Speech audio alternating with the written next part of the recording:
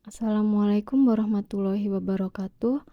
Perkenalkan, saya Nur Hidayah, mahasiswa PPG Prajabatan Gelombang 1 dari kelas Bahasa Inggris C, Universitas Muhammadiyah Surakarta.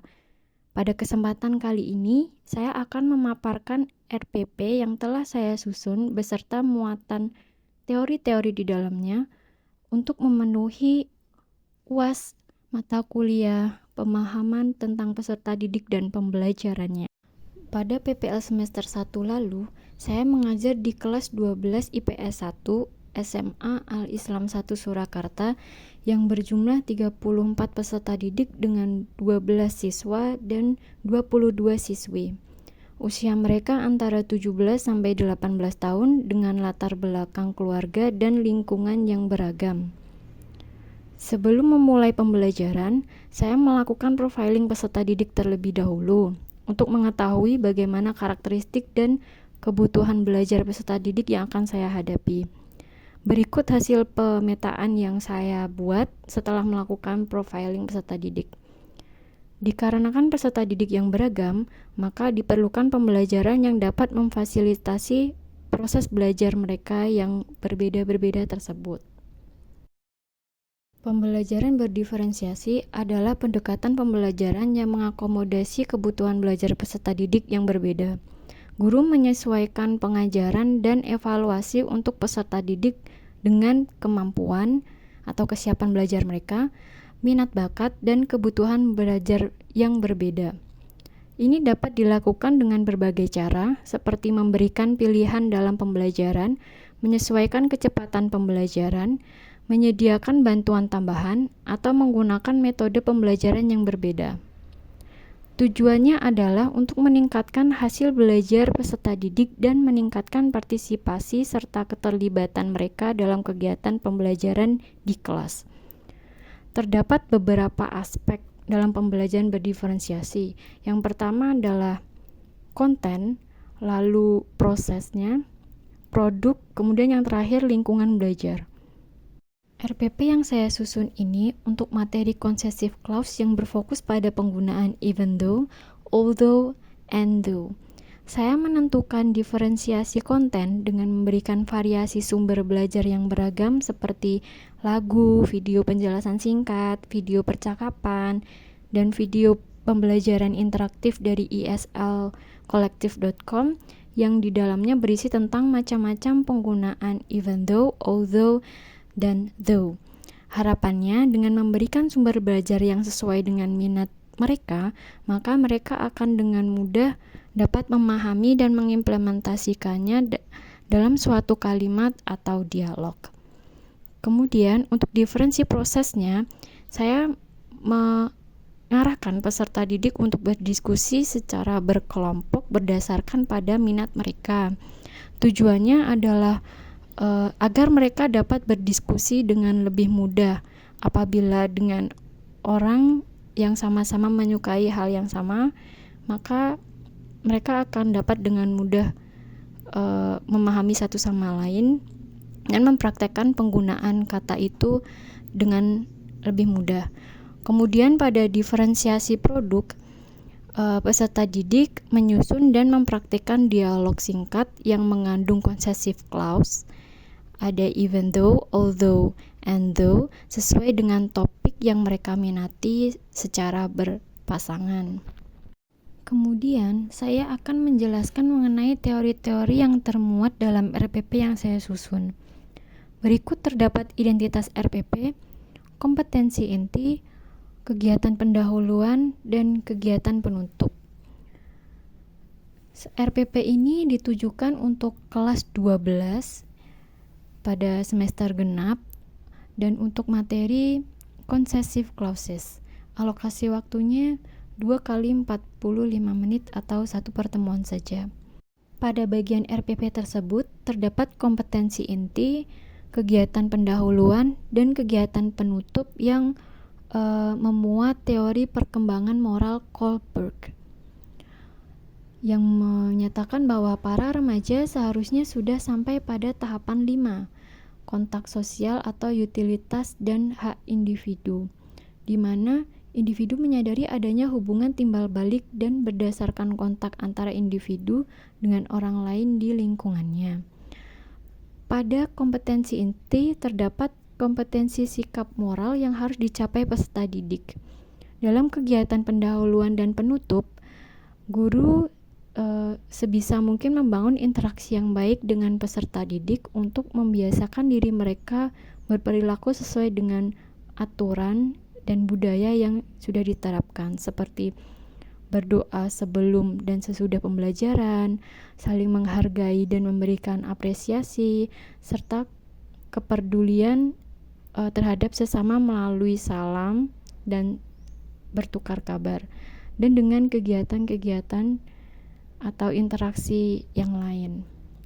Teori yang kedua adalah teori perkembangan kognitif Piaget, di mana peserta didik yang berusia 17-18 tahun berada pada tahap operasional formal, di mana peserta didik telah memiliki kemampuan memahami suatu pengetahuan yang abstrak, berpikir logis, atau mempertimbangkan terhadap hal-hal yang penting dan mengambil keputusan, memikirkan suatu kemungkinan yang sistematik, berpikir deduktif dan induktif, dan memiliki kemampuan berpikir alternatif, tidak kaku atau fleksibel. Teori perkembangan kognitif Piaget tersebut termuat pada kompetensi dasar dan indikator pencapaian kompetensi dan tujuan pembelajaran.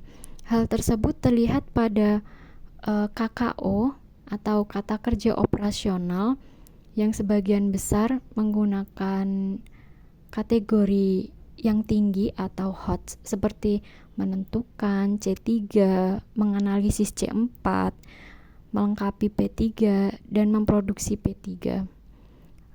Teori ketiga yang termuat pada RPP yang saya susun adalah teori perkembangan sosio-emosional Erik Erikson.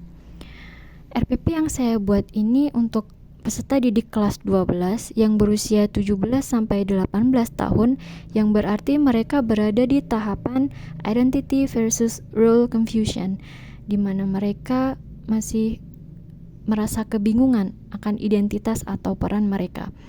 Pada masa ini, individu dihadapkan dengan penemuan siapa mereka, bagaimana mereka nantinya, dan kemana mereka menuju dalam kehidupannya. Pada tahap ini, remaja dihadapkan dengan banyak peran baru dan status dewasa. Mereka perlu mengeksplorasi dan menjajaki berbagai banyak peran yang berbeda untuk mencapai identitas yang sehat. Maka dari itu, saya memberikan kegiatan atau metode pembelajaran diskusi dan tanya jawab atau cooperative learning agar mereka dapat menjalankan peran sebagai anggota kelompok. Jadi mereka terlatih untuk bagaimana berperan dalam kelompok tersebut, bagaimana mereka berkontribusi dalam kelompok tersebut, dan bagaimana mereka dapat menjalin hubungan yang baik dan kerjasama yang baik dengan anggota yang lain untuk mencapai tujuan bersama. Teori berikutnya yang termuat dalam RPP yang saya susun adalah teori belajar konstruktivisme Piaget. Teori ini menekankan pada keterlibatan peran peserta didik secara langsung. Jadi peserta didik diarahkan untuk terlibat langsung dan mengalami langsung pembelajaran yang akan mereka pelajari, sehingga mereka dapat mengkonstruksi pengetahuan itu melalui pengalaman yang mereka dapatkan. Terdapat dua proses saat manusia belajar, yaitu asimilasi dan akomodasi. Asimilasi adalah penyesuaian informasi baru ke dalam skema kognitif yang sudah ada sebelumnya melalui proses persepsi, penafsiran ulang, dan adaptasi dengan informasi baru. Sedangkan akomodasi adalah pengambilan informasi baru dan perubahan pengetahuan yang ada sebelumnya untuk menghadapi situasi atau kondisi baru jika pengetahuan lama tidak mampu menerangkan atau menyelesaikan situasi yang baru tersebut. Pada RPP ini, saya menggunakan strategi atau model pembelajaran discovery learning. Di sini terdapat sintak discovery learning mulai dari pemberian rangsangan atau stimulation, pernyataan atau identifikasi masalah, mengumpulkan data, pengolahan data, pembuktian, dan penarikan kesimpulan. Pada sintak discovery learning ini terlihat bahwa peserta didik itu diarahkan untuk diberi stimulasi terlebih dahulu terhadap suatu apa yang mau mereka pelajari. Kemudian mereka mencari tahu sendiri apa permasalahan yang perlu mereka hadapi atau pelajari. Kemudian selama proses pengamatan dan rangsangan yang diterima tersebut, peserta didik akan memperoleh data, mengumpulkan data, dan kemudian mereka akan mengolah data tersebut dan pada akhirnya akan dibuktikan dengan suatu permasalahan baru, dan pada akhirnya mereka dituntun untuk menarik suatu kesimpulan. Sehingga pada kegiatan pembelajaran discovery learning ini, peserta didik itu dituntut untuk aktif dalam kegiatan pembelajaran. Selain itu, terdapat teori belajar konstruktivisme dari Vygotsky. Vygotsky menekankan pada pentingnya peran interaksi sosial bagi perkembangan belajar seseorang. Terdapat dua teori, yaitu Zone of Proximal Development atau ZPD dan Scaffolding.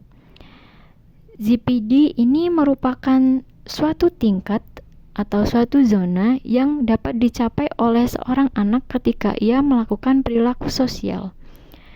Zona yang dimaksud di sini diartikan sebagai seorang anak yang tidak dapat melakukan sesuatu sendiri, tetapi mereka memerlukan bantuan orang dewasa atau orang lain untuk mencapai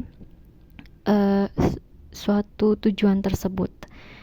ZPD dipercaya sebagai salah satu langkah untuk membangun suasana belajar yang efektif. Sedangkan scaffolding adalah pemberian dukungan dan bantuan kepada seorang anak yang sedang belajar pada awal pembelajaran mereka. Kemudian sedikit demi sedikit bantuan tersebut dikurangi setelah anak mampu untuk memecahkan masalah atau menyelesaikan tugas yang dihadapinya itu sendiri tanpa bantuan orang lain. Teori tersebut termuat dalam RPP yang telah saya susun pada bagian kegiatan inti. Di sini terdapat banyak kegiatan diskusi kelompok, dan di sini gurunya berperan untuk memberi bimbingan atau memberi arahan kepada peserta didik yang membutuhkan bantuan. Jadi fungsi dari guru di sini pada kegiatan diskusi di kelas adalah sebagai fasilitator yang membantu peserta didik untuk mencapai tujuan tersebut. Teori lain yang termuat dalam RPP ini adalah teori belajar behaviorism yang berkaitan dengan stimulus dan respon. Pada penerapan teori belajar ini terlihat dalam beberapa aktivitas di mana guru memberikan drilling agar terbentuk pembiasaan perilaku yang diinginkan, seperti kebiasaan berdoa sebelum dan sesudah belajar, kebiasaan saling mengapresiasi sesama, kebiasaan untuk saling menerima dan menghargai perbedaan pendapat, serta meningkatkan kepedulian dan lain-lain. Kemudian masuk pada bagian penilaian di RPP. Yang pertama adalah penilaian sikap. Berikut ada rubrik penilaian sikap yang dilakukan oleh guru melalui observasi. Terdapat aspek bekerja sama, jujur, tanggung jawab, dan disiplin. Kemudian untuk penilaian pengetahuan terdapat asesmen diagnostik dan asesmen formatif. Asesmen diagnostik ini bertujuan untuk mengidentifikasi kompetensi, kekurangan, dan kelemahan peserta didik.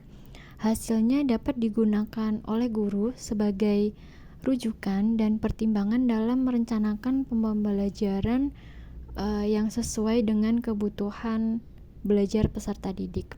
Biasanya diagnostik tes itu dilakukan di awal pembelajaran. Dapat berupa non-kognitif atau kognitif. Yang kognitif biasanya dalam bentuk pertanyaan. Guru memberikan pertanyaan langsung kepada peserta didik. Sedangkan yang diagnostik tes kognitif biasanya dalam bentuk pretest. Peserta didik diberi beberapa soal dan peserta didik diminta untuk menyelesaikan soal tersebut. Asesmen formatif untuk penilaian pengetahuan dapat dilakukan dengan memberikan post-test pada akhir pembelajaran. Pemberian post-test ini dapat digunakan untuk mengetahui sejauh mana peserta didik memahami pengetahuan yang baru mereka pelajari di saat itu. Selain itu, asesmen formatif untuk penilaian pengetahuan ini dapat diambil dari penugasan LKPD atau hasil diskusi semacam itu. Kemudian untuk asesmen formatif penilaian keterampilannya, di sini peserta didik diminta untuk mempresentasikan dan mempraktekkan dialog yang sudah mereka susun dengan teman satu kelompoknya secara berpasangan. Tema dialognya atau percakapannya itu bebas sesuai dengan minat peserta didik. Ini mengikuti diferensiasi produk yang sudah saya rencanakan di awal tadi. Yang terakhir adalah asesmen sumatif. Asesmen sumatif ini merupakan penilaian pengetahuan. Berikut saya lampirkan kisi-kisi, soal ulangan harian, dan kunci jawabannya. Asesmen sumatif ini biasanya dilakukan di akhir pembelajaran. Jadi asesmen sumatif ini bertujuan sebagai alat ukur untuk mengetahui pencapaian hasil belajar peserta didik dalam satu lingkup materi. Jadi setelah melaksanakan kegiatan pembelajaran, guru seharusnya melakukan evaluasi dan refleksi untuk menentukan tindak lanjut yang perlu dilakukan untuk memperbaiki dan meningkatkan kegiatan pembelajaran selanjutnya. Sekian pemaparan RPP dari saya. Semoga bermanfaat dan mohon maaf apabila ada kesalahan. Terima kasih. Wassalamualaikum warahmatullahi wabarakatuh.